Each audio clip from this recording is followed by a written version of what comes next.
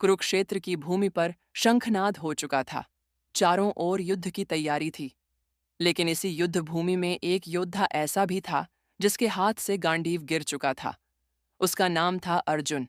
अर्जुन अपने ही लोगों को देख रहा था।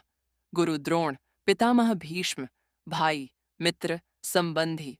उसका मन कांप उठा। वह कहता है, हे कृष्ण, मैं अपने ही लोगों को मारकर राज्य, सुख और विजय कैसे चाहूं। उसका शरीर कांप रहा था, मुख सूख गया था, मन भ्रम से भर चुका था। अर्जुन कहता है, मैं युद्ध नहीं करूंगा। यहीं से शुरू होता है अध्याय 2, सांख्य योग।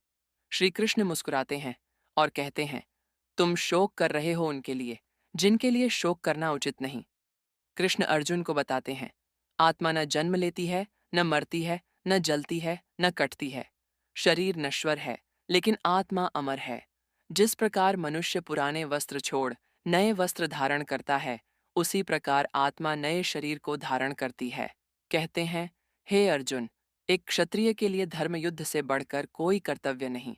यदि तुम युद्ध नहीं करोगे, तो अधर्म बढ़ेगा, तुम्हारा सम्मान नष्ट होगा और लोग तुम्हें कायर कहेंगे। लेकिन यदि तुम धर्म के लिए लड़ोगे, तो चाहे जीवन मिले या मृत्यु, दोनों ही कल्याणकारी हैं।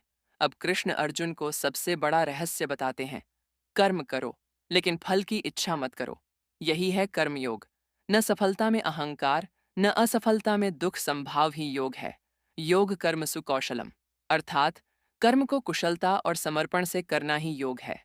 कुरुक्षेत्र अब केवल युद्ध भूमि नहीं था, वह जीवन का प्रतीक बन चुका था। अर्जुन का मोह टूटने लगा था। उसे उत्तर मिल गया था, मैं शरीर नहीं हूं, मैं आत्मा हूं, और मेरा कर्तव्य है धर्म के लिए कर्म करना।